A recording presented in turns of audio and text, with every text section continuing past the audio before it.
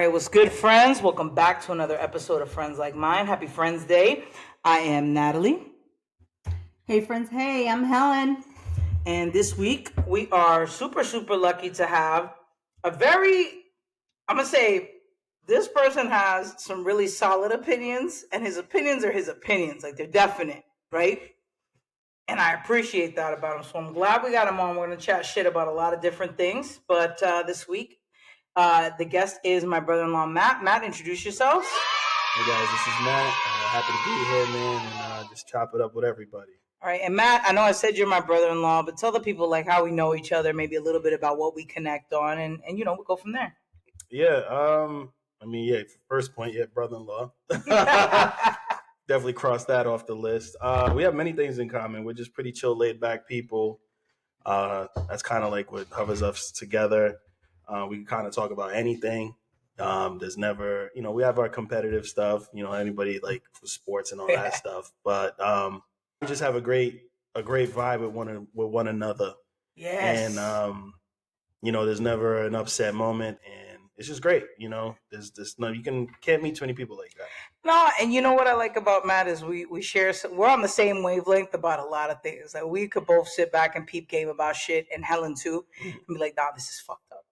We got to talk about that. So I love that about Matt. I'm glad he's on the show, and it's gonna be a good time. We're gonna have some real great conversations. Matt, first thing I gotta ask you off rip: who's winning the Super Bowl? Oh man, Philly. I'm a Niners fan, so I have to let people know that I am a diehard Niners fan. So this is a hard choice for Matt. Since the age of since the age, I probably would say out the womb. Yeah, damn near out the womb. I mean, I caught the tail end of Joe Montana. Not gonna try to age myself, but I was a real Steve Young fan. I went through the Jeff Garcia stages. I went through some bad times, man. But we good now. We up. We had a bad year because of injuries, but whatever. Shit happens. It does. So yeah, to me, especially with the Chiefs, we lost 2 Super Bowls recently to them. Fuck Mahomes, man. I ain't even gonna lie to you. I'm not a fan of Mahomes. I say this a lot. I'm not a fan of Mahomes. Let's not even talk about who he is as a person. I'm not a fan of his style of play. I'm never gonna sit here and say he's not talented because clearly he's in a different class. But there's something about the way he throws the ball, that side throw, that just pisses me off. Because I'm like, it's only cool because it works for him. If it didn't work for him, they would call him a fucking clown all over the league. And this dude, I mean, they already make fun of it a lot, but I feel like that's the conversation. It was like, oh, Mahomes is goated. Mahomes. Cool. I think Jalen Hurts is on his, he's on his revenge arc right now. I'm all about it. Mm-hmm.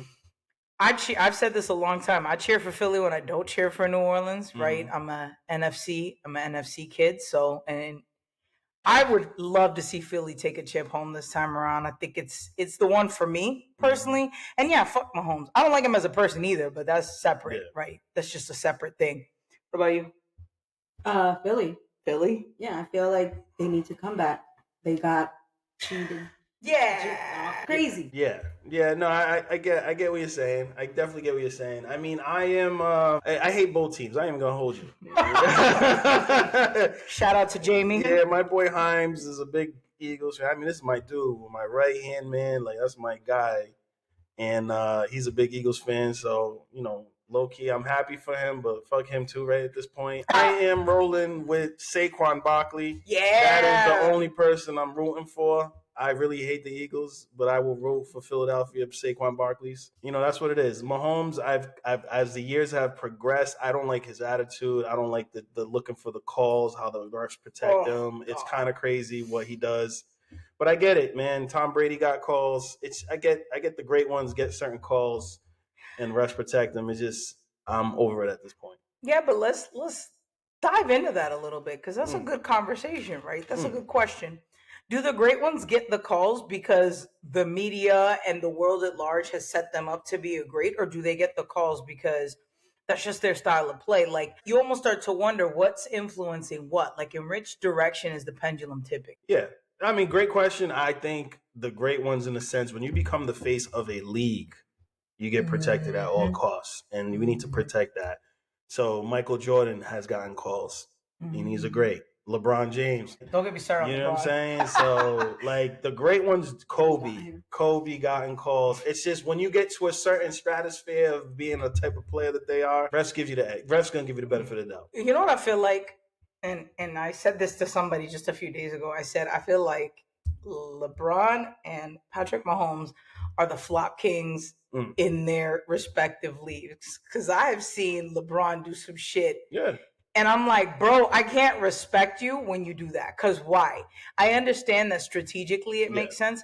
I don't know. Were you watching? I want to say it was the AFC Championship game, but I could be wrong.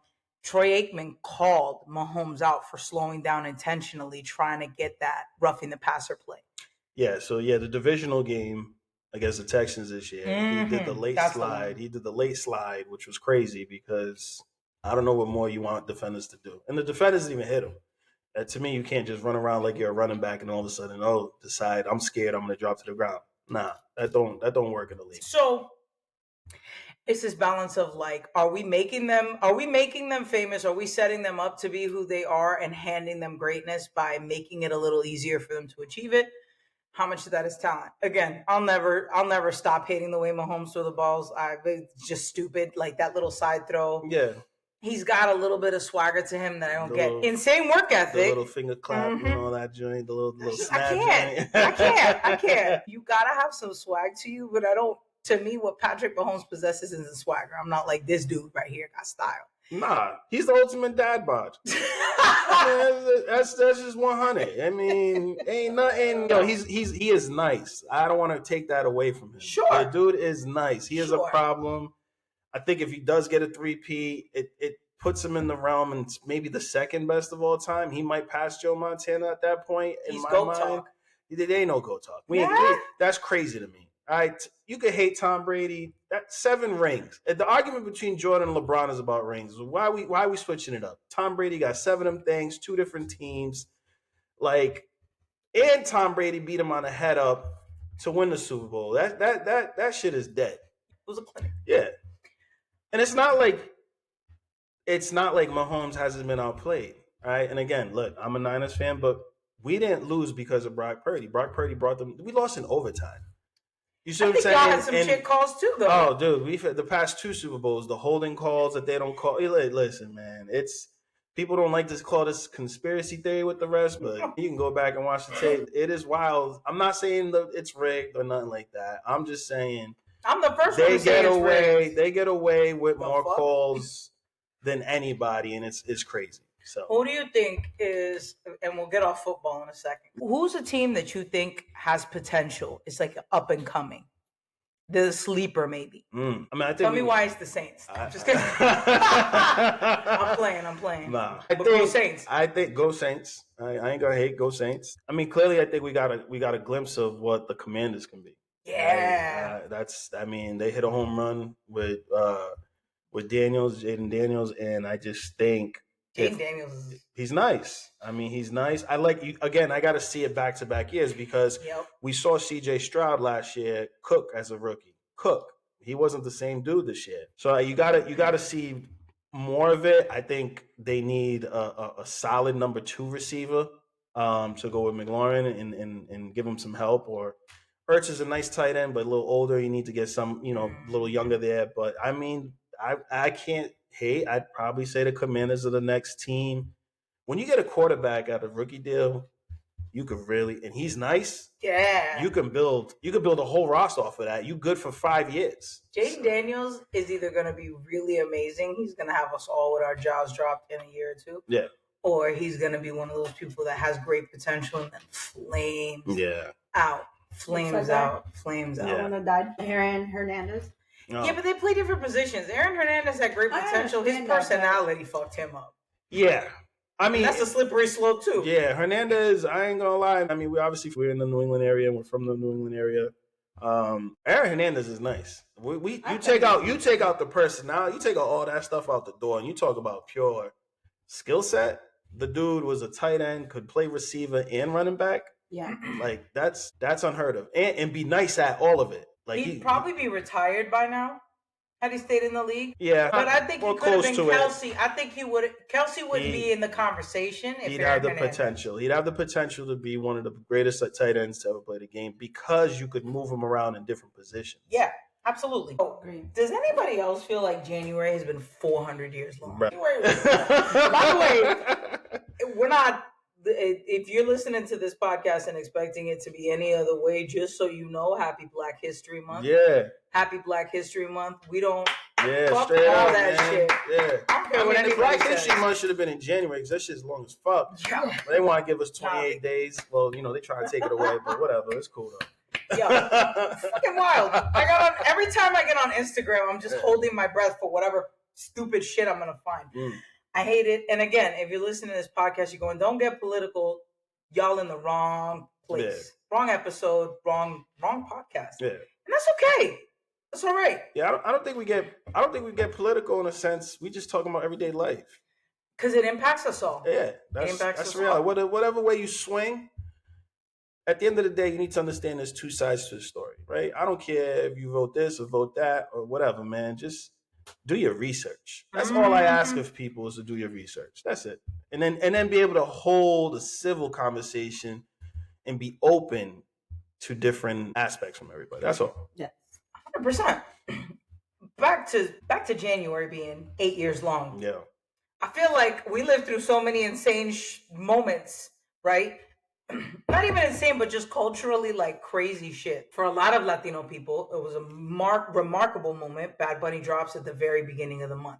That's huge. It signified a cultural shift. The conversation that's being had about Puerto Rico and about the way that he did this rollout, it's marketing genius. Yeah. And we've talked about it enough on the podcast. I'm not going to bore y'all with that again. I'm just saying it was definitely a moment, right?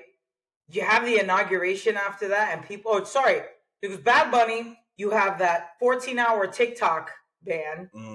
Okay. Cool. People losing their shit on that one. I lost my shit. I was bored. And the one thing I'm thankful for every day is that I didn't delete TikTok the moment it stopped working. Yeah. Did you see how much they're selling phones for? Yo, I heard it was something crazy. Yeah. You get $2,000 for your phone with TikTok on it. That's wild. More. There was one that was getting 10,000. Yeah, I thought saying something like double. I see you pay $10,000 for TikTok, I'll punch you in your shit. The way shit. people were feeding out there, I'm telling you, it looked like cocaine from the 80s. This shit was crazy.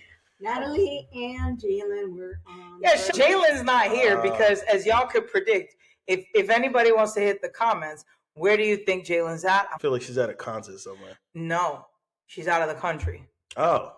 Jalen's in Puerto Rico. Oh, okay. Matt's like, I should have known. That's your second home. Yeah, for real. We miss you, Jalen. We'll see you on next week's recording. But big ups to Jalen. You're lucky you're not here because me and you would have had a time. She was low-key sad. She was missing it. She's like, oh, man. So you have Bad Bunny, TikTok. And I feel like when I came back, I was like, this feels weird. Like somebody was in your house to move shit around, but you can't figure out what was moved. Does that make sense? The keys were put somewhere else. Yeah. I got you. I put them on the second hook. They're on the third. I wouldn't have done that. Then we roll right into the inauguration. Ooh. Mine was all lesbian TikTok for whatever reason. I was like, how did you end up on lesbian TikTok? I ain't got TikTok, so this is different. I feel like I tried Reels. In that 14-hour absence, I tried Reels, and people were like, if you mess with the algorithm enough, it can get pretty close to TikTok, if not exact. It didn't pan out for me, and I was like, this ain't it. Nothing I saw was like, oh, I haven't seen this before. Like so almost like the Vine. Yeah, I'm like Vine. Yeah. Okay. I mean, Vine. I remember Vine being a hit for a small period of time. Yeah. Vine walked so that TikTok could run. Got you. Reels is like the weird cousin. Okay. Let me ask you this though. I know we're trying not go too left or too right or anything, but like, do you think, obviously, with everybody changing up all the social media platforms and TikTok is supposedly needs to be sold to like an American buyer, an American billionaire, let's call it what it is. Do you think it's going to change completely and follow suit to what Meta is and X and all that? Here's the problem. I think that TikTok, in terms of relevancy, popularity, and importance in the cultural zeitgeist, I think that TikTok has already surpassed those platforms. And that's the problem. Okay. Right? Because TikTok connects people on a global level that Facebook and Instagram can't quite do. Instagram is great, right? Yeah. But Instagram, to me, especially with the launch of Threads, and Threads is slow going, Instagram is on track to be the next iteration of Twitter. What once made Twitter great. Twitter is cooked. And a lot of people, obviously because of Elon, they're fleeing Twitter anyways. Like, it's just not the same space. I think Instagram becomes the new Twitter because the other thing is I find myself increasingly getting my news and the stuff I'm seeing via Instagram. Nudes. News. I do not get different nudes. in this I'm house, married, boy. bro. Boy. Let me tell you, if I got nudes, Matt Listen, and y'all ain't I, gotta get me in trouble. My sister-in-law's here, bro. Matt and I live what? It's funny A quarter that mile Matt from each other. introduced you as his sister. I said my sister's Never- my brother-in-law. I know. Never Never you. mentioned me once. Listen. Which I'm the real one. We said it last episode when Axel was on. We're like, our girls happen to grow up together, but that's not. If y'all don't know it yet, if you don't know Helen or I, Helen's got a big ass family. There's just every time you turn around, there's more. Yo, for real. There's siblings upon siblings. So like, you know, you're probably like, you've had two brother-in-laws on, but you've had Helen has 3 sisters. Yeah. There's still more. There's still more. So, and 2 brothers. So 3 sisters, 2 brothers. Like, Yo, they were the original Foot Clan from the Ninja Turtles. Literally, that's them. Haters. I won't say anything bad, but they're just haters. Sure. But we all will agree, being married to a Reyes girl, there's nothing like it. It ain't for everybody. That's you gotta be a special type of person. Yeah. For So us roll. to choose you. That's Yeah. Straight up. They're like the Mario levels. You know what I'm saying? Or like, Hi, there's remember like, Mushroom? yeah, we still trying to figure out who the final boss is because they all damn close to the They all final got boss, shit. bro. I just imagine Helen being the level where you're trying to jump in the lava slowly. Yeah. What I'm trying to say is, Instagram for me is a source of news and viable information, not because everything that's on Instagram is valid. You have to learn to check your resources and be diligent in that before you go taking it as Bible. But the majority of my news comes from Instagram. Instagram has Threads now, so there's where the Twitter comparison comes in. Facebook. It's going to be another MySpace. Yes. Facebook is in the MySpace phase of its life. It's ready to head to the assisted living. I'm not wrong. Damn. You don't get on Facebook to get your shit like I used to. Yo, for real. But what I'm saying is, think about it. Facebook's like, you nincompoop. You blockhead. Why? Get out of my yard. But let's be real, Matt. How often are you on Facebook updating shit like that? Not. You know Matt? If you know Matt, he ain't really active on the post like that. But you catch him in the DMs sending that shit, that funny shit back and forth. Only DMs to us. Yes, I do definitely. His DMs are not open. I DM to the family. You know, everybody in the family kind of knows how what I stand in all topics. Put it that way. Everything, bro. If I do make a post on Instagram, is because I mean something, or he's resharing chili stuff. Yeah, I gotta hit the quota that I got a family out there. You know what I'm saying? Yeah, my baby mama. Hey, I can't call her baby mama. She's my wife. You know she's a guest in 2 weeks. Yeah, I heard. She let me know. She's gonna be interesting. Yeah, she let me know. I'm already planning. We gotta have red wine, and I feel like charcuterie. That should be her meal. Yeah, you gotta make sure you dress it up real nice for her. Matt, give the shout out. You don't come to friends like mine hungry. No, you gotta take it up. I'm very blessed because obviously Natalie and Helen, they're both my sister-in-laws. They cook very, very, very good. Thank you. It ain't a miss. Put it that way. You know what I'm saying? And I am definitely that brother-in-law. If there's leftovers, Matt's like, that's crazy. Put that in the plate for me. Matt, how far do we live from each other, Matt? Oh man. 2 minutes, 3 minutes max. That's less actually, quarter mile, if that. I joked that I could put my car in neutral and get home from your house. You could. I probably could. Because you get the downhill. Yeah, you get the downhill. So you could. Yeah, you definitely could. We've had some good nights because of how close we live to each other. Yeah. There's been plenty of times where Matt and Lourdes are on their way home from a function. If the lights are on, it's a wrap. It's game time. It's a wrap. It's game time. Yeah, I definitely listen. I pulled up here. I've definitely pulled up late night. Hello. Babe, they're up. No, they're not. But it makes it dope because I'm big on family. Like Helen, I do have a massive family as well. Mine's more on the extended kind. I was raised with a lot of cousins who were equally to being my brothers and sisters, and I do have my own sister. But families, Shout out Chantel. yeah, shout out Chantel, man. Uh, we're big in that, so I understand the aspect of what they go through. How they want to be with each other. So I appreciate that. It makes me feel more at home. So it's dope. I'll tell you, I'm probably the worst kind of friend you might want to have in a sense because I don't do that. I'm old school. My dad raised me old school. I don't do that. I'm calling and pulling up. No, I'm pulling up straight up. Like ain't no call, ain't no nothing. If you're not home, if you're not home, it's cool. No big deal to me. I ain't giving you a heads up. We'll come through. Yeah, I'm pulling up. And if you're home and you don't want him, just don't answer. That's it. Somebody's gonna answer. Hilarious. Somebody gonna answer. It's probably gonna be me. Yeah. Somebody gonna answer. Talking about a little bit of everything. You watch that show, Weeds? Yes, I've watched the show a long time ago. We were big into Weeds, man. California. When I was living in California, Weeds was popping. So this is like 2010s. I think Weeds ran from 2005 to 2013. If y'all haven't watched it, I'm gonna give you a quick premise, but I'm gonna tell you, watch with caution, and we're gonna know why. Weeds, the premise is you got a upper middle class, I'd say, maybe borderline wealthy, suburban housewife in California, stay-at-home mom, lives in a real gated residential, drives a Range Rover. In fact, they kind of make fun of the cookie-cutter nature of her existence. Life is good. Husband drops dead jogging one morning. Apparently didn't have any, not that they were broke, but he hadn't put life insurance or anything like that in place. So she, in an effort to keep her lifestyle up, she chooses to sell weed. And this is a show that started when weed was illegal. So it was still, she's selling weed. It was still secret. And it's just the ins and outs of her life and how fucking far down the rabbit hole and how crazy shit gets out of a necessity.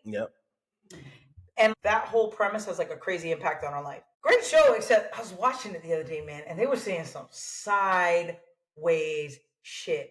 And it got me to thinking, because I don't know if y'all have noticed, do you ever go back and watch old movies, old TV shows, and you're like, that shit would never fly today. Those jokes could never go. And you almost feel bad for laughing because you're like, I shouldn't find this funny. Back in the day, I would have cracked up at this, but now it makes me feel weird, or it makes me feel icky because I know that it's not something that should be funny, or I've become more culturally aware. Shows like that would have been canceled today. And I feel like cancel is such a buzzword in our culture. To a degree, like there are people that need to be canceled, in my opinion, people that you got to be like, fuck them, and you have to do it in a big way. So cancel culture is relevant and necessary at that point. But then I feel like you get people who are canceled, rightfully so, but years pass and maybe they've done the work, or they've learned from their mistakes. Again, I'm not saying it's justified, but they're not the person that did that. And they never come back from that because culturally we're all still focused on, you're canceled. We don't even want to listen to you because you're canceled. Millions of times when I've been in Instagram video, TikTok, comments on videos or things that happen, or that person will pop up in an interview and you'll see in the comments, is such and such still canceled? Are we still canceling such and such? And I'm like, the fact that we could flip it on and on like a light switch seems crazy to me. I feel like cancel culture is wild. Like, I don't know if there's anything that you've gone back and watched that y'all have been like, fuck, it's not as funny, or it's more fucked up than I realized. Like, is there anything that sticks out to you that you're like, fuck? Because for me, I watch Weeds and I'm almost like, damn, it's hard to enjoy the show because I know that like the stuff they're saying is fucked. Even the Sopranos. Sopranos was wild, and I just watched Sopranos because is that your first time? It was my first time watching it. And I was like, this is kind of wild. Sopranos is good enough that it could be on par with getting a yearly rewatch. Like, I have shows that I'll watch all the way through once a year because I like them. I'm doing that with Parks and Rec right now. I love that show. I thought Parks and Rec being a newer show, because I think it went off air in like 2016. There was some episodes where I'm like, look, we're doing this? Even like Saturday Night Live. Yeah, the humor of Saturday Night Live versus I think they're about to hit their 50 mark, right? they I are. believe, yeah, So right? you watch. If you got a Samsung TV, you know you get those free cable channels. Yeah. There's one that's 24 hours Saturday Night Live. Not whole episodes. They'll play like clips. And they start each clip with the name of the clip and the year it aired. And you'll bounce from like 2022 to a clip from 1987. And you're listening to it and you're like, ooh. Yeah. Well, I think it's kind of crazy, right? Because now you see it in like Disney movies. And they give you the warning, right? Like, yo, back in this time, we did this for this purpose, and there's an explanation. So I think at least some companies are being conscientious of like, yo, we did some wild shit, right? That. And there's not wrong with that. I'm particularly fond of when they do it when they know they fucked up cultural references because. But let's use Pocahontas as an example. Yeah. Even when they were trying to present the message of you can't judge people without knowing them, that's the whole message, right? They still got it kind of fucked up. Right, the way they approach it, I feel like the way they paint the whole situation, they still make it rose-colored, and it wasn't historically. It wasn't that pleasant. No, hell no. Why? I don't even know why you do Pocahontas too. She's with another dude. What the hell? Fuck! Like when I watched this as a kid, I'm like, I love this. This is so great. And then I got older, and I'm like, this is fucked up. Yeah, colors of the wind, my ass. Networks feel like they have to respond and be performative in their apologies because they know that cancel culture is so fucking real right now. Yeah. Like, Disney knows if they don't put a trigger warning before the movie, it's going to be a thing. And then everything's going to be examined. And they're the subject of TikToks for months and months on end. And think pieces. Would they really do that unless they felt pressure from society to respond in that way? Do we really genuinely think Disney's like, we made this thing and it wasn't right? Like, oh no, that's coming because of dollar signs. Dollars are getting messed with. This is what I'm saying. Like, you could tell me a million different things. This is coming because y'all have to. And in that sense, we're like, great. We harness cancel culture to make them publicly recognize something. Whether they believe that or not, we'll never know, or we know. Yeah. But we harness cancel culture in that way. Now, at what point does it become dangerous? Like, at what point are we doing too much? Yeah. Are we not using it for good? Yeah, I think there's like a real fine line when it comes to that, right? So I do believe in cancel culture. I think if it's used in the right manner, it does its job. Your whole point is to bring social awareness to a particular topic, right? I want it used in the right way. If you do some fuckery shit or some dumb shit, you should be outed. I think I get nervous in the sense because people do make mistakes, and you should have an opportunity to come back from a mistake, depending on the mistake. There's levels to it, so I'm not gonna sit here and be like, forgive everybody. Hell no.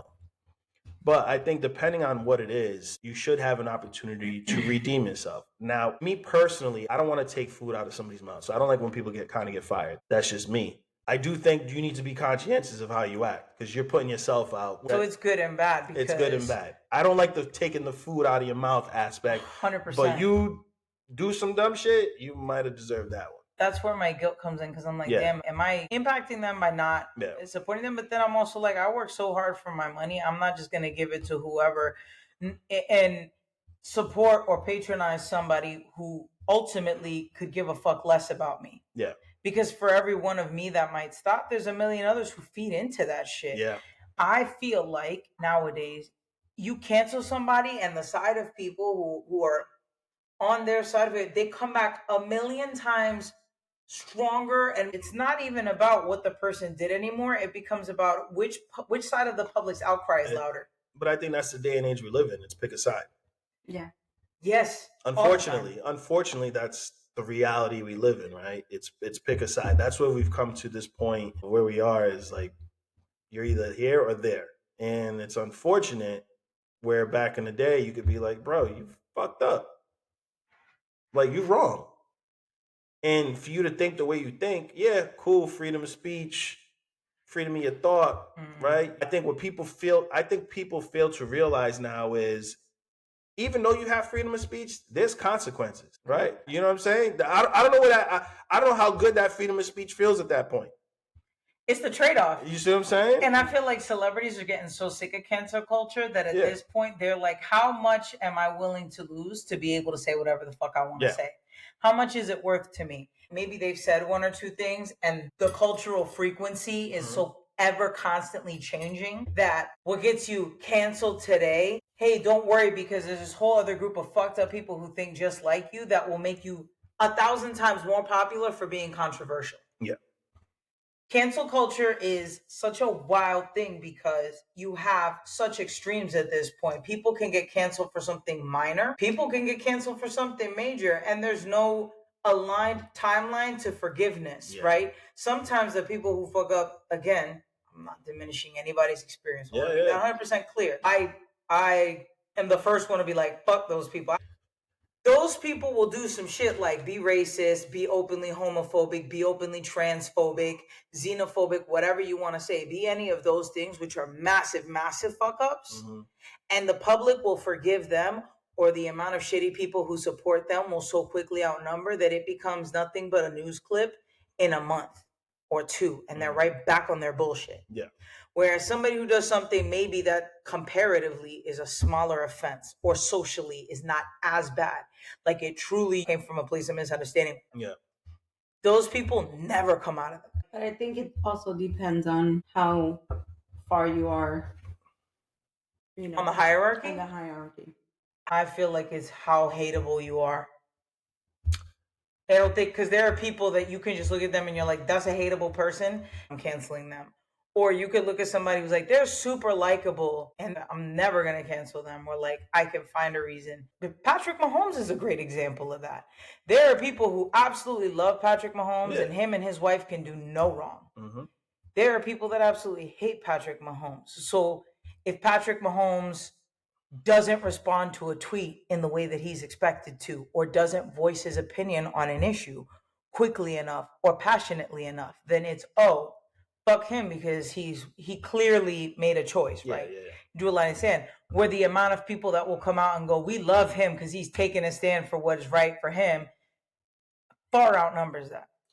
There's that picture of a guy from that he used to be in the 49ers. Colin Kaepernick. So he's, and then there's my on the guy other side Colin is Elon. So they're like, people what cool was with the difference? Yeah, people cool with taking the Nazi salute. I don't give a damn. You call it whatever y'all want. My heart to you, my ass. It's a Nazi salute. You're cool with that, but you're mad at someone taking a knee. Yeah. You know what I mean? And someone who took a knee, who had a conversation with a Green Beret to say, what's the best way to protest how I feel in regards to this? And everybody talks about veterans this, veterans that. He literally went to a Green Beret and was like, what's the best way? And he said, this would be the best way, is to take a knee. Got that advice from a Green Beret. And there's a problem with that. He's been blackballed. Colin Kaepernick could have been playing for the last, God knows, 5-6 years, whatever. He's how long he's been out. And you couldn't tell me there's 64 quarterbacks. That's including the starters and the backups better than him. So it's just the way the world runs. You know what I mean? Yeah. That's what it is. But it becomes a question of why, right? Is it because Colin was and I'm putting, y'all can't see me, big ass air quotes around this. Colin's the militant black man? Yeah. Like, is Patrick Mahomes more palatable societally? Well, that's why I was talking. I mean, when I said hierarchy, I wasn't really talking about how far or how famous they are. I was more or less talking about, I think the invisible. You're not saying there's actually the implied hierarchy. Yeah. You got to look at it. Whether people want to accept it or not, it deals with some sort of racism. He doesn't have the black afro, Colin Kaepernick. He's not standing against brutal, law enforcement brutality or whatever.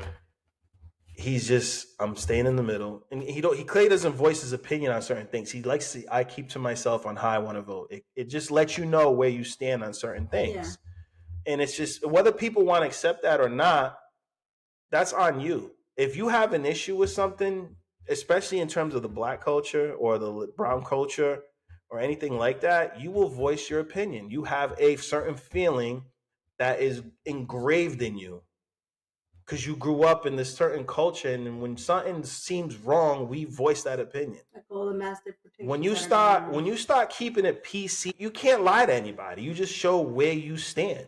Even though you didn't say I vote this way or vote that, you saying nothing to us says everything. In Spanish, we have a saying, dime con quién andas y te diré quién eres. So it's like, tell me who you're with and I'll tell you who you are, right? When he stands with no one, he's able to claim anyone. The 49ers had a little bit of that political controversy because you had, who was it, Nick Bosa? Nick Bosa. He's a clown. Love him. Clown. Dummy. Great football player. I would not trade him for anything. He's a clown. You want to go on camera with your MAGA hat, you know you start. The country's already divided. Yeah. It's like you going to your workplace. You know certain people stand in certain lines in your workplace. Whether you're on a football, professional athlete, your team is a workplace. I'm sure there's plenty of guys that might side with him, and I'm sure there's plenty of guys that look at him like, yo, you crazy. And even if you look in that interview where Nick Bosa came out with Brock Purdy and Kittle, they looked at him crazy. The fuck are you doing? Fuck are you doing? You know better. And hence why that press conference after, he looked like a fool and didn't even want to talk about it. Because you know what happened? Dudes pulled him in the locker room. What the fuck are you doing? I don't care who you vote. There's a time and place, right? I don't care what you do. But again, I expected more of a reaction from people. I feel like when the news tilted, the spin was, he's a hero for standing up for his rights. He took that fine like a G. And I'm like, the dude's a clown. I'd use the same word. That's stupid. It's selfish, and it shows that he really doesn't have the self-control that a well-developed and mature player has, right? There may come a time when he's up for a trade, and at that point you gotta say, is he damaged goods? Does he have a behavior problem? And that could go, listen. Is he worth the circus? It would have been the same shit, I'm sure, or it would have been a far greater outcry if he had walked out with a Biden-Harris hat. Let me make it clear. It's not about the side he chose. It's about the fact, to Matt's end, that he took a stance. So you start to wonder, like, again, he took that gamble and it didn't harm him. No. What is to say that he won't start doing shit like that all the time? Harrison Butker is another one. He said tripping, off the wall shit. Tripping. Off the wall shit about women, about gay people. It was a thing for a few days at most.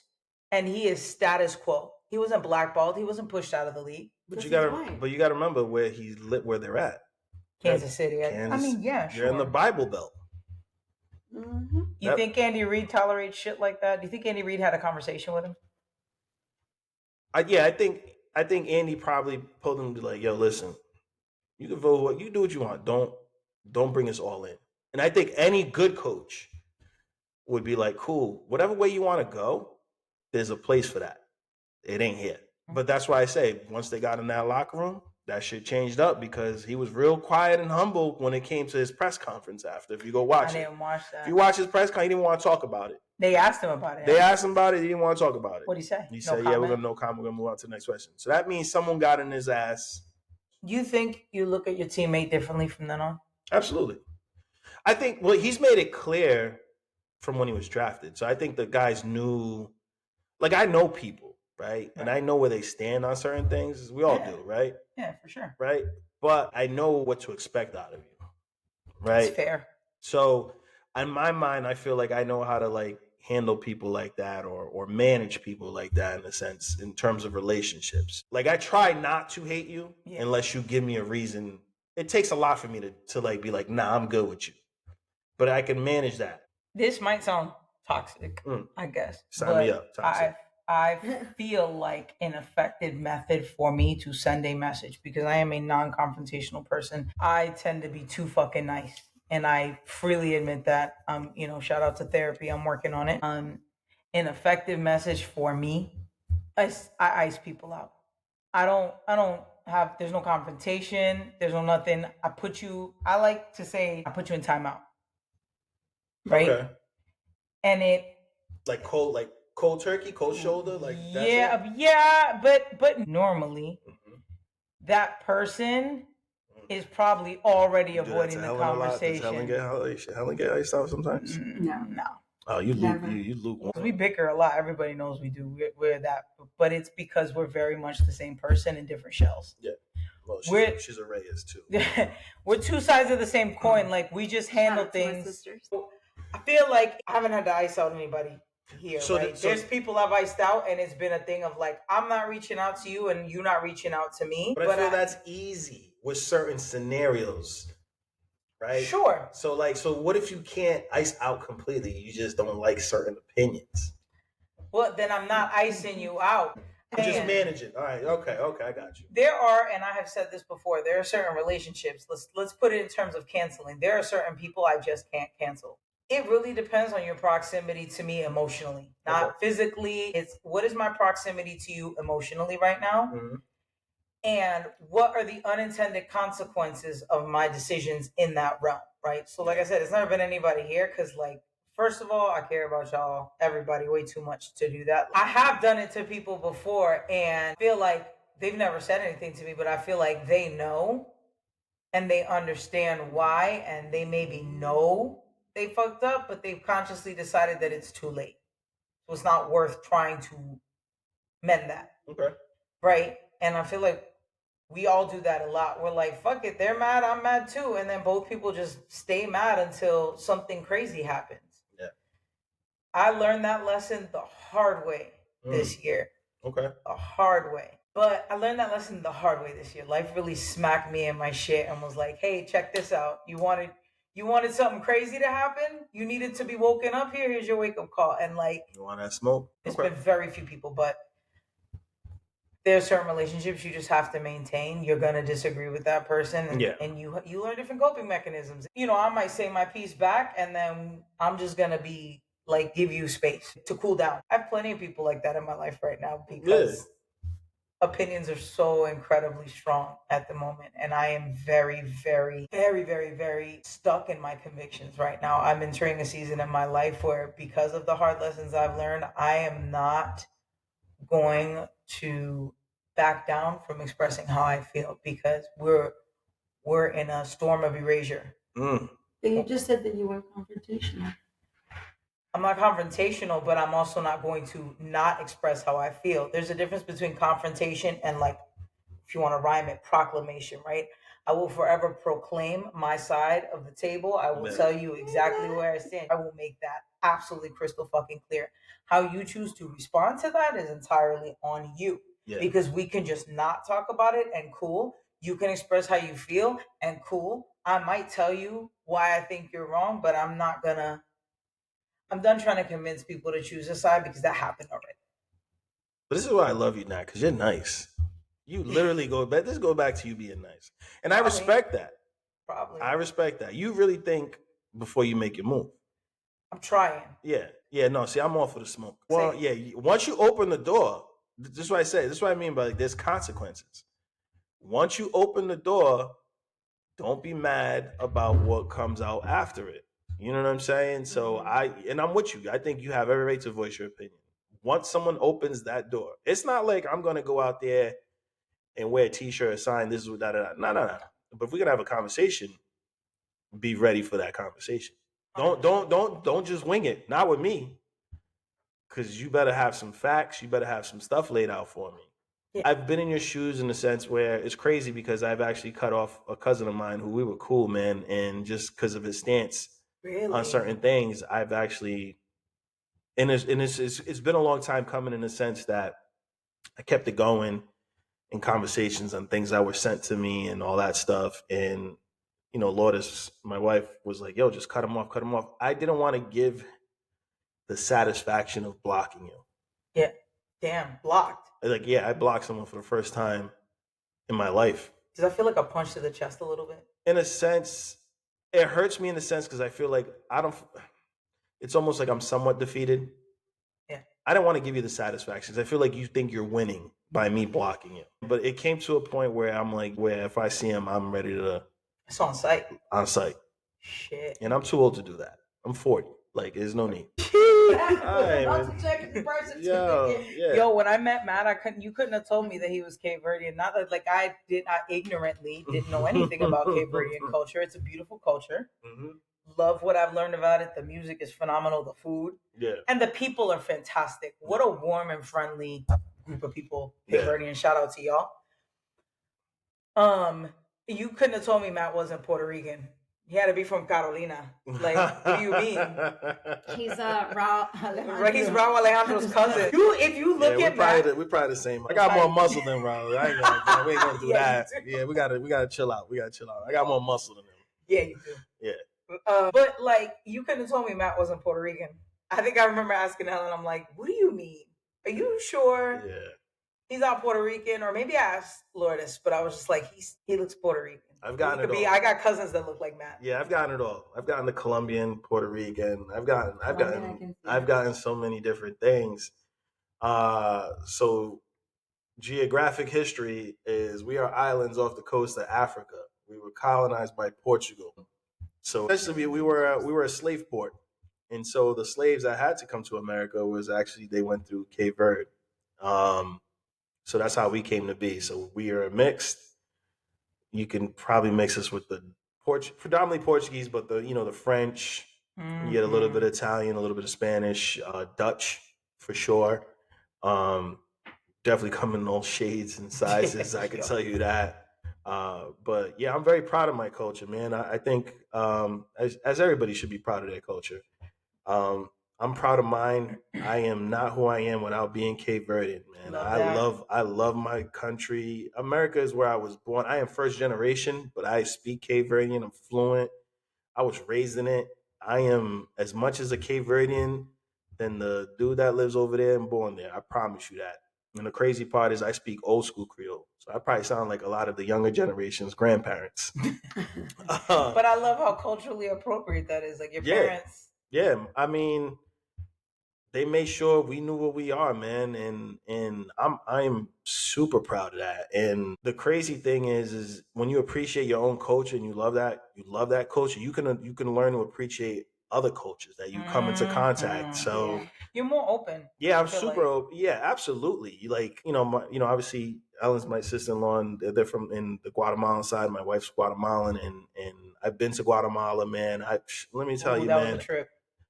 I'm El Mateo. I speak my Spanish to get by. I try to get by and whatever. I try to. I can just get by and all that stuff. But I think I appreciate. I respect it so much that I try to speak the language. That's beautiful. To show that that I appreciate it, and that's why I do it. So, love it. Big shout out to Guatemala and Cape Verde, man. Big, and Puerto Rico too. That's the next joint. Yeah, I got to go to Puerto Rico, man. I might act up. I grew up with a mom who will probably tell you it was to get me out of her hair. She sent me to Puerto Rico every summer with my grandma. I wish. For months. And like that shaped a lot of my experiences because I felt more connected to my culture, even though I'm first generation. Like both my parents were born and raised in Puerto Rico. So Latino culture, probably Cape Verdean culture, is very vastly conservative. Yeah. In droves. It's a religious thing. It's a cultural thing. It's a generational thing. Yeah. But what I'm finding is our parents' generation, my mom's probably a little bit older than your parents, I think, but it's similar. Yeah. Right? They're in the same pocket. Yep. Yeah. They have shifted. And they're starting to be like, oh, wait, every time something happens. Big shout out to my boo, man. I ain't gonna lie to you. Big shout out to my boo. Shout out Lourdes. Yeah. El Bap. Yeah. She definitely helped mold me to who I am today. And that's the whole point of the whole marriage thing, is to help each other make, become better in this world. So shout out. Yeah. Chili's never getting canceled. Man, I tried canceling her so many times. All the nice shit I just done said out the window. Yeah. This is it. Yeah. Oh, I'm here. This is it. Ain't nothing messing up, bro. I love my wife. This is who I want to be with, through the good, through the bad. There's been times we want to wring each other's neck. I still know we do have a rule. I don't care how mad we are. We go to bed together. That is our rule. I don't care if you want to give me your ass cheeks and give me the cold shoulder. That's fine. I ain't got no problem. We gonna lay in that bed together. That is the rule. I think Helen's been applying that. Helen is more graceful at that than I am. because I'll go to bed mad and I'll turn my back and it's not even a good night. Like I am probably that's again. The Let me ice ask you this outside. though: how long you mad for though? Never long. Never I long. don't. Helen and I have. So have you guys are good. You don't hold blowouts. you don't have the grudge. No. Helen and I have had blowouts, and probably the longest where we've not. It's not even that we're not talking to each other, Yeah. but we're not in a good space. I think maybe the longest that we've been in a really bad space is like 2 days. Yeah, Lotus is very similar to that. She probably she can go 3-4 days. I'll hit that 3-4. I'm over it. I've been over it after the next day. But at that 3-4 day marker, you're like, "Yo, talk to me." I'm definitely not talking to me. I'm like, yo, cut the bullshit, yo, girl. Stop playing. Yeah, what we doing here? Cut it out. I'll get in bed, and she's gonna hate me for saying this, but I'll get in bed, and her thing is hug me. Say hug me. I don't care if you're mad, just hug me, or I don't care if we're mad at each other, just hug me. Yeah. And that's the thing she's been doing for like 1 or 2 years now, and it works. Because I'm never gonna be like, no, fuck you. Yeah, ain't fuck nobody you. turning that down. Fuck you. You know? Let me ask you this though: I'll be mad. How long you cuddle for though? What's your time It limit? depends on the What's your night time because limit? sometimes we fall asleep cuddled, and I wake up at like 4 a.m. and my arms are sleeping. I'm like, all right, yeah, girl. you different. I ain't at that point. Our problem is our bed is up against the floorboards that heat. Yeah. And because our room is the so first who gets piece hot? of the You zone. or her? Oh my! Our whole room gets hot. Okay. Yeah, but our like room, you, I'm like, this who's the is hot so one? good. Oh, so you I'm okay? warm. So you're like She's your sister, good. yeah. She's good, but if we have the heat up, Yeah. if it's a super cold night, our room itself will get to like 82 degrees, even though the house is set to 69. Like, y'all are tripping. And I can't do that. 82? But it's nothing we can do. Like the thermostat is set to. No, not the whole. No, just like our bedroom. Just our room. Bro, I'm fighting somebody. Our room is the first room in the zone, so it gets all the heat and then it distributes. Gotcha. Oh my god. Yeah. Terrible.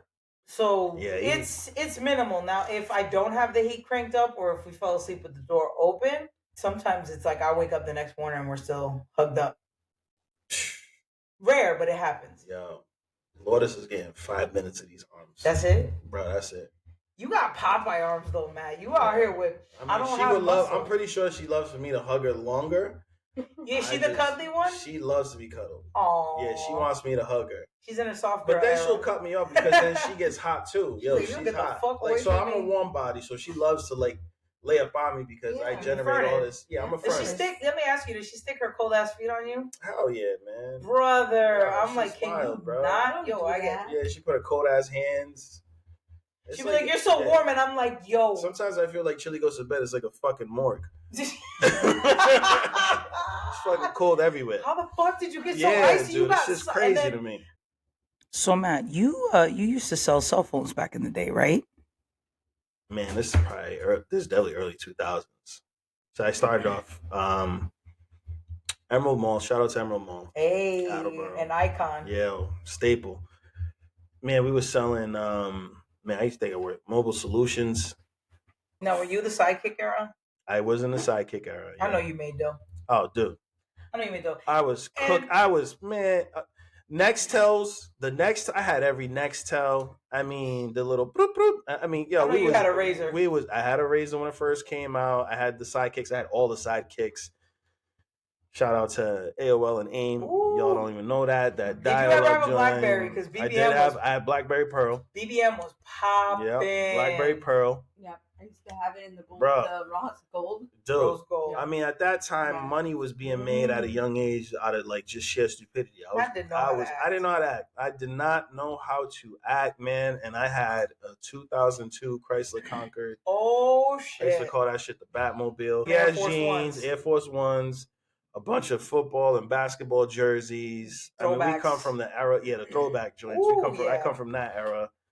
I mean, he's old, guys. I did have braids for a whole 2-3 days, maybe. Oh shit! Yeah, just for shits and giggles. And my mom was like, "Hell no."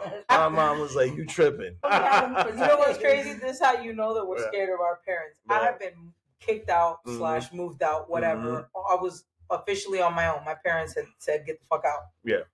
Right? I pierced my tongue in my biggest act of rebellion, and I had to come back home for like 2 or 3 days. I had to do something. Yeah. And my mom saw me, and she was like, "What the fuck is wrong with you?" And I was like, "I want my tongue pierced. I think I'm so cool." Mm-hmm. Freshly 18, I was like, "I signed the paper myself. I paid for it." Yeah. Fuck. And my mom was like, "What'd you pay for it?" And I was like, $60. She's like, "I give you $120 right now to take that shit out." And I was like, "What?" And she's like, "I give you $120 to take that shit out right now." And you know, I took that shit out. Damn. And I'm like, bro, like I had just done it. I had it got for like bought 2 out. days. I was like, because I was like, what happens if I don't? She was like, you will take it out. I'm offering you the nice way. I didn't even live at home anymore, man. How did I let that happen? That's That was just just being crazy. scared. But that was an era. That was an era. You should have Yeah. seen my mom. Oh the my day god. that she saw my tattoos. Oh, I know. The tattoos always get you. Yeah. We talked about it because Yeah. Helen's tatted. People don't realize Yeah. Helen's inked up, but Yeah. I was mean, tatted Matt's at 18. tatted. My first tattoo was at 18. I came home. My mom didn't talk to me for a month. How are you feeling? Oh man, Matt was leaning up against the wall crying. Yeah, my mom didn't talk to me like. Yeah, you're lucky it wasn't longer. Yeah, she didn't say one word to me. Shout out to Matt's mom. I won't say her name, but shout out to Matt's mom. What a lovely human. Mom Dukes, man. Both his parents. Dukes. Yeah, my pops is cool. But his mom is. Nanny B is something else. Yeah, my dad is a special breed. Yeah, it's just funny. So we met back in the Metro PCS days, and Helen was the only person I know show up to work in khaki slacks, a little Metro PCS polo, and some heels. What do you think of the new Bruno Mars song? Because it's controversial. Yo, my boy's gonna get out of debt. Yeah, he is. My boy's you think gonna he get really out owes of the debt. casino? I do. Nah, yeah, he probably does. That dude definitely owes most. He owes some. I feel like he likes to ski, if you know what I mean. He owes some cocaine money for sure. Yeah. I do like the song actually. I think it's a hit. I think you can play that at the club. I think you can play that at the strip club. I think you can just have fun with it. I think you can play at the pool party. Yup. You know what I'm saying? When it's just adults only. But Gotta be. You know what I'm saying? I think you're good. I might think it's a hit. I definitely think it's a hit. I like it. I texted your wife about it because she's a Bruno. Y'all are Bruno fans. Yes. The Bruno household is real. Yeah. Bruno Baptista. Straight up. My kids love Bruno. Yeah, they do. They sure do. Yeah, they do. Yeah. So I texted. I was like, they ain't hear this new song yet, though. I texted. I'm like, you heard the new Bruno? Because I was expecting that she would have dropped it. She was like, yeah, I dropped right away. Yeah. She texted me back. She goes, not a fan. I was like, I get it. It's not for everybody. I like it. I think I'm singing it a lot. So you gotta understand, like, obviously Lourdes' personality is coming into play. She's not into the whole raunchy stuff, right? That's just my wife. She's not into the whole raunchy. Good for her. That's her thing. But me, man, sign me up. That's a hell of a song. Bop. That's a hell of a song. It's got that West Coast vibe to it. Yeah. I think he home run. And the video, the visuals are dope. Yeah. He got the red overalls. I like that. Yeah. I would. So tragically, fashion-wise, I would love to be able to rock a pair of overalls. I think like there's looks with overalls right now that are you doing like the 2-strap or the 1-strap? No, 1 strap with a hoodie underneath. Yeah, because that's big. The 1-strap is. But it's gotta be the Carhartt bibs now. Okay. The Carhartt joints go hard with a hoodie underneath and the right kicks. Yeah. And a good, I would say, for me personally, I know you're particular about your hats. Yeah. But for a good vintage snapback or crazy colorway snapback, that's a vibe. That's a whole situation. That's a whole setup. Yeah. I mean, I'm definitely rocking a 1-strap with some Timbs. Yeah, see, that's a look. I gotta do the Timbs. Shout out to Timbs. Yeah. I see you got Uggs on today. I am, man. I'm bougie right Uggs, now, bro. dude. I'm real bougie. That's a dad shoe. Yeah, that's the dad Tim. My sister got me these joints a couple Christmases ago. I probably won them twice. They're in pristine shape. I like them. So. Are they warm? I feel like they'd be too hot for me. Yeah, they hot. I ain't gonna hold you. Because the inside's like Sherpa. Yeah, my feet are cooking. I got socks on though. I ain't those dudes. I got socks on. Yeah. I've come to an age where I don't want to dress my age, admittedly, because I feel like number one, as a masked lesbian, if I dress quote my age at this point, I look like Justin Bieber going through a midlife crisis. I'm sorry. Just feel like that's what it is. So I really try and dress a little younger. And I saw a video on TikTok to that effect of a stud lesbian, because she was a person of color, being like, I don't think that it makes sense fashion wise for masculine lesbians or masculine presenting lesbians to dress their age, because I think that it makes them look a certain way. Like, it's not the message you're trying to go for. Whereas if you're always dressing just a little bit younger, it works out. Now, I'm not the most fashionable person on earth. I get by. Yeah, I love a good hat. Mm-hmm. Love I a good agree. hat. Just tell me who dresses. Yeah. But Helen helps me. Like, this is an outfit that when we first met, this is an outfit that Helen would have put together for me, and now I naturally gravitate that. So she loved me in a cardigan. I feel like you dress to your personality. Probably. And I feel like I dress to my personality. Probably. I think that's, if you dress into your personality, I think that's the best way to go. Probably. Yeah, I know. I feel that. So that's, What's your style, babe? What would you say? I have none. Heels. No, I used to be so, like in tune with like the what was people going on tops, the and tops that were everything. belled out at the bottom. Oh yeah. And a big old necklace with lots of. No, I never did that. You didn't. You don't like necklaces, huh? No, I mean I like maybe this, but that's it. So you feel like you're more casual, sporty? I think like I'm more like casual. Casual. Yeah, like I love sweatpants. Yeah. I think it's just the time of year. No, not even the summer. I still want sweatpants. Nah, because as soon as it drops, I'll be seeing you in them little bicycle shorts. You love you a good. I mean the bicycle shorts, but for the most part, I want to be. I'm gonna be wearing Hooter shorts in the summer. Oh wow, y'all here? No, I don't. Y'all here do wings different out here. I don't. Mad at it. Oh my god, you are lying. Out here serving wings differently. Now our wives have collectively been trying to get us to do one thing the last few summers, Matt. What is that? We want to embrace the hoochie daddy short. Oh man, yeah. I'm there. I will admit, with a nice sneaker, a nice which is so funny because for years we hit our socks and now we want the crew sock look. So I definitely rock socks with flip flops. I do that. My wife has gotten me to my shorts to my knees, just above the knees. That's Matt's got a build on it. Yeah, and that's coming along, and that's for me coming a long way. You know what I'm saying? She wants me to go to mid thigh, but I feel like if I get mid thigh shorts, she's in trouble. You know what I'm saying? Oh, wow. Matt said you're gonna have to be defending these cheeks in these streets. Saying? Like, yo, are you willing to put up for your man? Yo, man. Yo. We normally mid thigh is gonna be like Game of Thrones. What is it? Can your girl fight? Yo.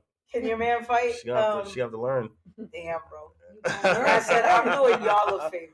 Trying to help you out, man. I'm trying to help you out. Just leave me at my kneecaps and we good. Listen, but I feel like we dress to our personality. I think Matt would probably wear like the long shorts that came up to like mid calf. Yo, did you wear the ones that had this? Oh yeah, absolutely. With the strings, with the random strings that made no sense hanging from the bottom. What were the strings for? That's a great question. Do you know? Because I don't know. I don't know. I can't lie. In my head, I'm seeing Gerbeau shorts, bro. But you know what? The most criminal thing of all is I had a pair of cargo shorts just fucking like that. Yeah. And they were always the almost white tan colored ones. Did you go through a plaid short phase? I did not go through plaid shorts. I did. Helen bought me every pair of plaid shorts known to man in matching sets. Yeah, no, I didn't go through plaid shorts. No. You remember what I'm talking about? Yeah, I know exactly what you're talking about. Plaid shorts were a phase. Yeah, they were. The ones that had the pleats. Just plaid. Like, remember when plaid shorts in every color were the thing, and you had a matching T-shirt. If your plaid shorts had predominantly red, you had a red T-shirt for your plaid shorts. Man, I had polos for days. Did you do double polos? No, thank God. No, I didn't do that. That ain't me. You did later? I did the T-shirt underneath kind of joint. So yeah, you used to do that one. The bigger T-shirt though. So the T-shirt broke off the sleeves. Exactly. It used to come off the sleeves and used to come off the bottom.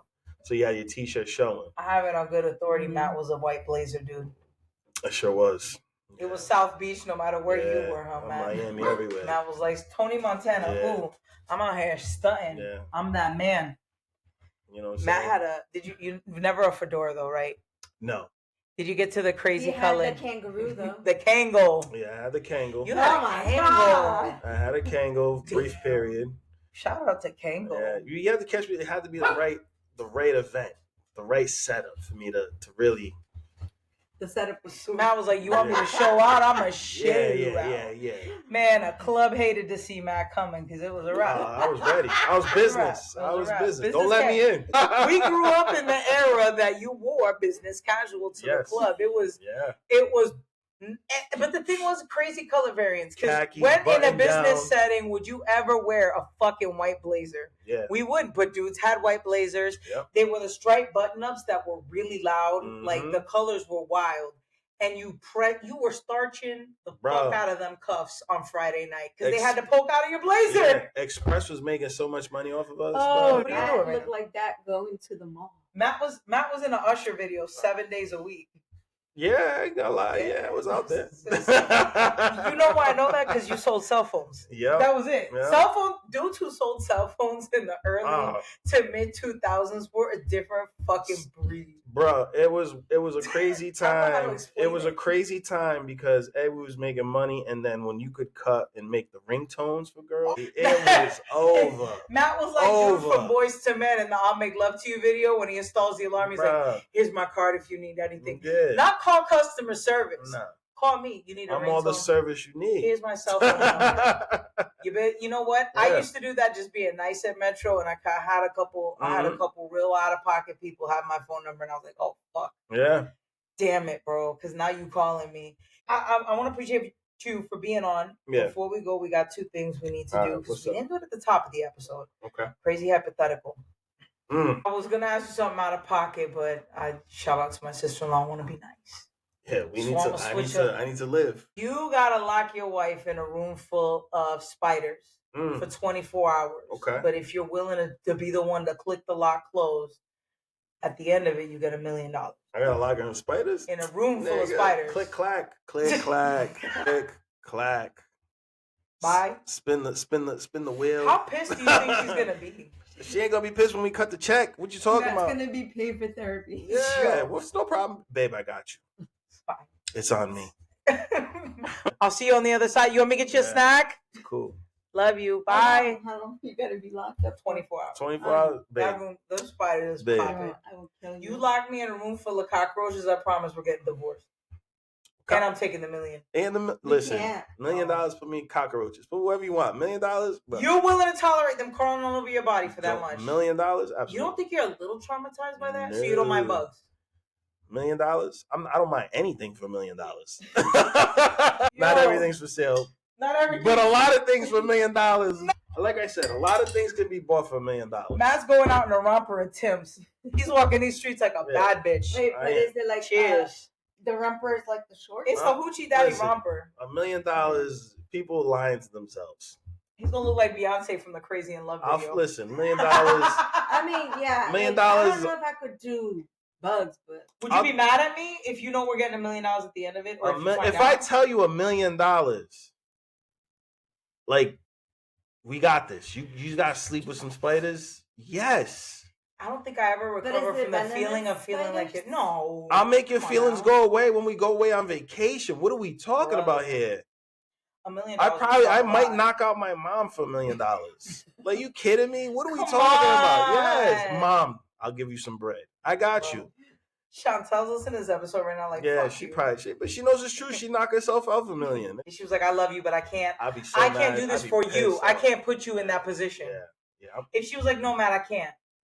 Like, you need to suck it up. Matt would be like, "I put myself in the room with spiders. Don't worry about her." She would expect me to be in a room full of spiders. So you're not worried about it at all. No. Okay. Yeah. No, what about you? No hesitation. You putting me in the room? Yeah. Y'all are tripping. My problem is I don't know if I can explain to y'all the level of fear that I have for cockroaches, especially like palmetto bugs. You're right.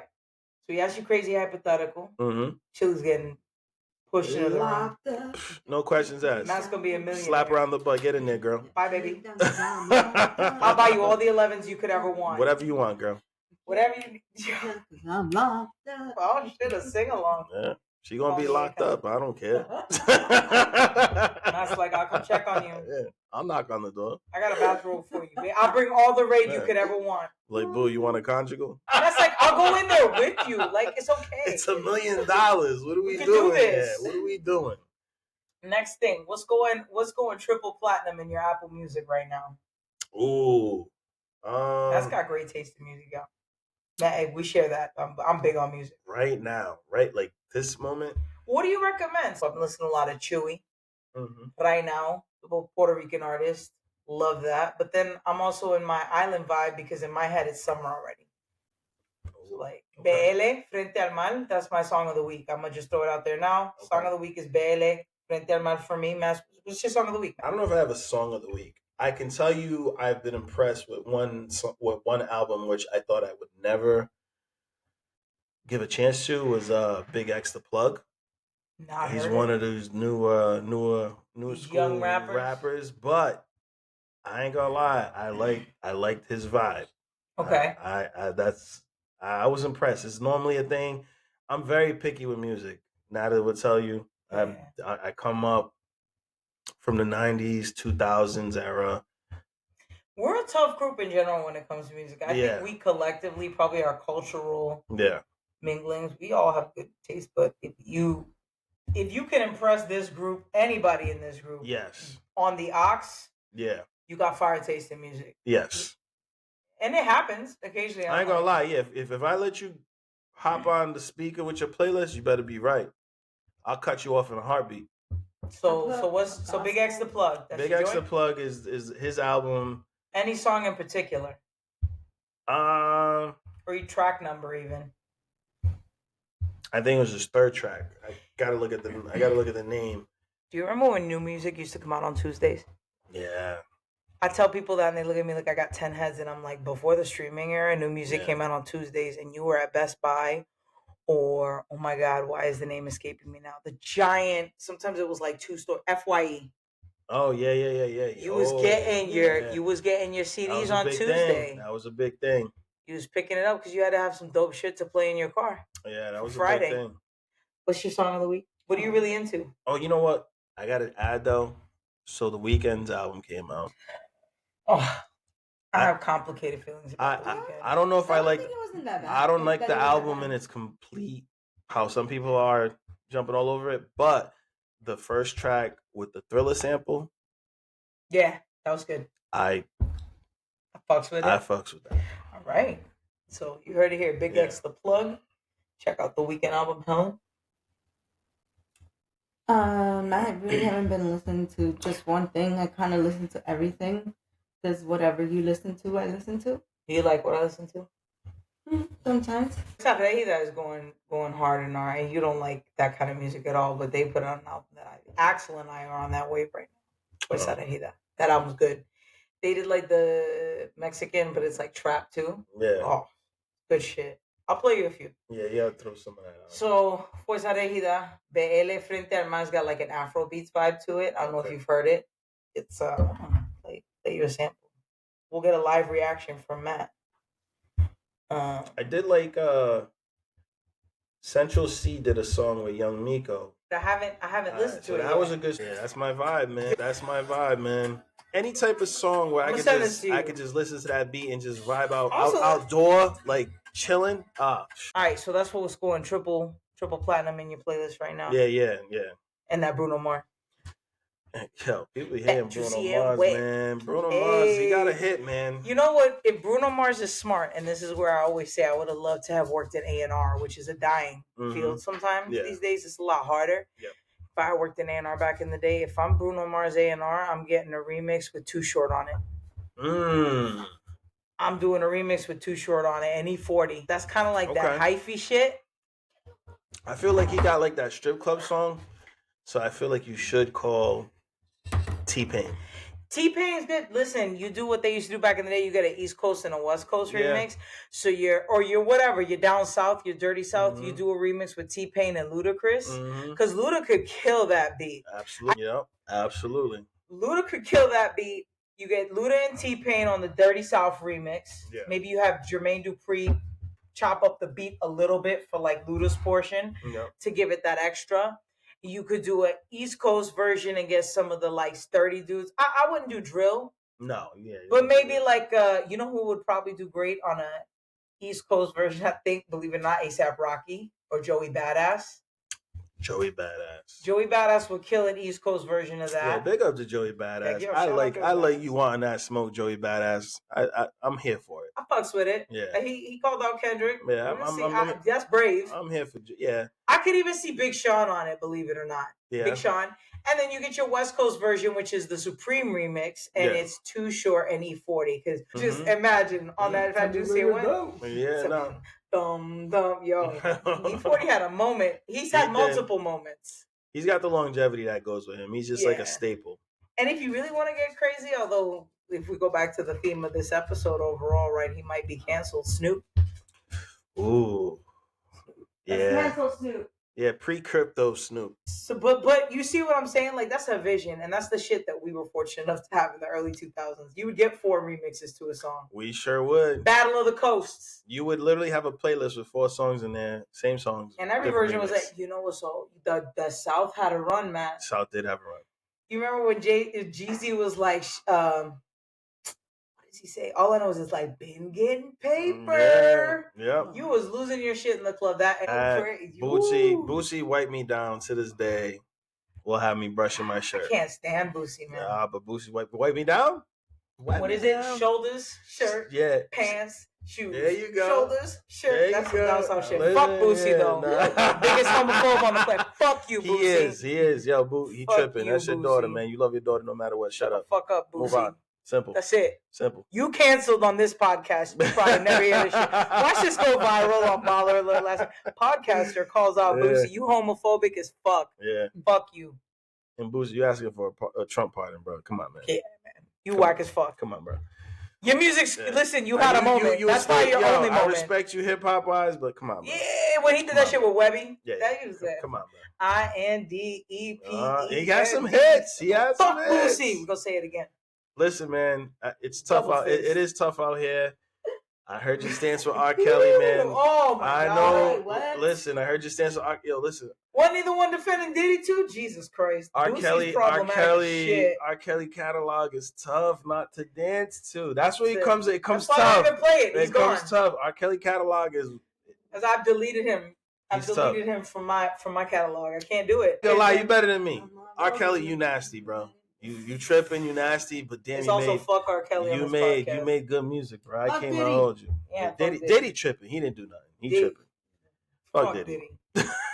None of his music was substantial. That's what Matt meant when he said he didn't do nothing. Not that he didn't do nothing. Diddy did what he did. Did what he did. Nah, he didn't do nothing. He means he didn't do nothing of significance. Yeah, we're not missing no Diddy tracks. Ain't nobody Nobody's tripping. crying over All About the Benjamins remix. All they ever did is fucking dance. That's it. And everybody wrote their verse for him. Yeah, so and he stole money from all his artists. So fuck Diddy. Yeah. Fuck R. Kelly. Just to be clear though, fuck R. Kelly. R. Kelly, you nasty, bro. And fuck Boosie. Boosie, man. Man, to be clear, you can catch the smoke no matter where you from. I do not. Fuck Carrie Underwood. Yo, I'll make it even. Fuck Carrie Underwood. Fuck Nicky Jam. Yeah. Who's a bit? Yeah. Fuck Nicky Jam. Fucking Anuel though. Yeah, fuck Anuel. Fuck Nicky Jam. Yeah. Yeah. What's the other dude that was at the Justin Quiles? Nicky Jam, they thought you was a female singer, bro. Yeah. She's hot. Yo. She's so hot. Just so you know, bro. Never met a hotter woman. Fucker, you dumbass. Fuck rappers who want like, yo, Trump's my guy. Yeah. Bullshit. I'm not trying to be Gucci. Yeah, the Gucci shit too. Ooh. Yo, he's just a bitch. You don't know what it is. Lil Wayne stupid too. Bro. Love Lil Wayne. Dumb. Matt, one thing I've learned from Matt, he's not afraid to tell you dumb. You dumb. You fucking up in life, you'll be like, you're dumb. Stupid. And that might be why Matt gets in trouble sometimes, but I am what I am. I am what I am. I can admire that, man. My brother used to give similar advice. Matt gives big brother energy because he is a big brother. Just that energy of like, I'm gonna tell you when you fucking up. I said this when I spoke at my brother's funeral service. Rest in peace, my brother. Mm-hmm. For those of you who don't know, my brother passed away a few months ago, and I'm gonna talk about it. One of our episodes is dropping on his birthdays. We're having the conversation then. I feel like I'll be ready by then. But my brother, one of the biggest pieces of advice that I think I still adhere by, and probably why I'm so nice, air quotes. My brother looked at me once and he goes, "You got a spotlight on you. Wait till the spotlight. If you're gonna fuck up, wait till the spotlight is off you and then fuck up." He's like, "But when you got a spotlight on you, stop. Yeah. Think. You're too smart to be making stupid decisions all the time." I still, to this day, I hear that in the back of my head sometimes. It's like, you're too fucking smart to be making stupid decisions. And again, without getting too much into it, I have it on good authority that, like, one of the things that my brother was proud of me for in life was that I stood my ground. And when I stand on 10, I stand on 10. Yeah. That's the dopest thing you can do. That's it. When you stand on business and stand on 10 toes, so fuck Boosie. No, I'm just playing. You are authentic. I think that's what we need to strive to be in life, is to be authentic. If I stand on 10, you could disagree with me. Yeah. Cool. and if I ever have argued or debated you, I'm just gonna throw it out there now. If I've ever argued or debated you, it's I don't walk away from that. Very rarely do I walk away from that these days. One is fuck you for life. Yeah. I could say fuck you to people like Boosie that because he's just never gonna change, and it's Yeah. shitty. Yeah. Boosie's homophobic. Yeah. So the reason I'm saying fuck Boosie is very homophobic. He has a Wasn't lesbian Boosie- daughter. Wasn't Boosie gay? No, his daughter. Oh. His His daughter daughter's is gay, Yeah. and he doesn't accept left, that. right, and Yeah. Boosie's suspect with his other Yeah. kids because a Yeah. lot of what he does is Yeah. abuse. Yeah. I think he hired allegedly, although it was like on Instagram, he hired strippers or prostitutes to take For his son's his virginity. 14, yeah. 14. 14 or 15-year-old son. That's child abuse, Oh my god. right? Yeah. I can understand that kids that age are probably exploring. If they come to that on their own with a woman who's their age, it is far different than you hiring. That's child abuse. Yeah. So that's why I'm like, fuck Boosie, because first of all, that is child abuse. Second, it's rooted in misogyny. Third, you're really fucking those kids up for life. Fourth, fuck you, because as a parent, my son can do a million things, and my son is working on himself every day. And we've had hard moments with him. Hard moments. I'm never gonna stop loving my son. Yeah. No matter what. I'm never. My kid's my kid. I'm gonna love him. Love both of them. We're not doing it. Yeah. I'm never gonna excuse your behavior. You fucking up. I'm gonna be the first to be like, you're fucking up. Yeah. But I'm not. Yeah. I'm not cutting my son off. I am. Helen says that she's a big softie. She's a softie. So like I me and you are on the same wavelength in the sense that when we have these conversations with anybody or whatever, people want to talk about how we feel about certain things. There's never an intention to disrespect you per se. I don't think we don't go with the mindset to disrespect you. Even if we have a debate, my intention is not to disrespect you. My intention is to provide some facts. I always make sure in any debate I'm prepped. When I tell you I'm ready for the smoke, I am ready for the smoke. And so it's not a disrespect. I think it's just more like, yo, there's 2 sides or 3 sides to the damn story. And that's, you can't just be focused on one. So, and you know what's crazy? I recently realized there are things in life that are hard truths. Yeah. When you deal in abuse, when you deal in mistreating children, when you deal in being discriminatory in any way. Yeah. Race, disability, creed, color, whatever, sexual orientation. Yeah. Especially like I'm saying now again, this is if you thought I wouldn't say some shit like this on this podcast, you're on the wrong fucking podcast. Shout out to my trans brothers and sisters. They're going through some terrible shit. Only further complicated by just a fucked up world in general. Like, shout out to my trans brothers and sisters. They're going through their shit right now. Yeah. I stand on business with things like that because I think that it draws a line in the sand, right? I'm never gonna waver. Again, I can respect. If somebody has a different point of view, I can say, hey, we're just gonna have to agree to disagree. There are certain things, to your point, you had to block somebody because at some point, if you really dig in, and you're militant or you're very specific or you're diehard in a way that is too much for me, I have to do what's right for my mental health. Yeah. I have to do it right. Like, loving you won't destroy me. Yeah. I can't do it. And so far, I've come to terms with that for certain people, but thankfully it hasn't been anybody yet like I admire, which is just a tough decision to make. I haven't had to do that yet with anybody who's super, super close to me. Yeah. Thankfully, like, we can have respectful discourse and understand when it's probably time to back off the conversation. But I try to take pride in the fact that nobody in my life has to question what I think. Yeah. I think that's the thing. Damn, it's a great way to end the show. It is, man. It is. Hey, listen, man. Peace and love. I love that. That's all we need, man. Just understand each other, bring peace to everybody. No matter what side you on, just respect, man. Reverend Shuck. That's it, man. Just respect, man. That's all. Matt, this is the point of the show where I ask, tell the people if they want to find you, where could they find you? Where could they follow you? If you like, you don't have to say that. You can say you choose to leave it a mystery, but I always ask, give a chance. Yeah, I'm easy to find. You can find me on Instagram. That's probably your best course of action. Shuck, SHUCK 0301. I'm happy to be on the show. This was a blast. It was a great episode. I had fun. And like I said, I'm an open book. So reach out to Nat or myself on Instagram if you want to comment certain topics that you want to hear from both of us and have that conversation between us, I'd be happy to do that. We definitely have planned to have you back closer to football season. This is gonna be a much different episode because we're really gonna dig into sports. Yeah. Matt is methodical. Yeah. Matt is. You'll find the podcast on Instagram at Friends Like Mine Pod. That's Friends Like Mine POD. You can find us on X or Twitter if you're still living in reality, and that is at FLM_POD.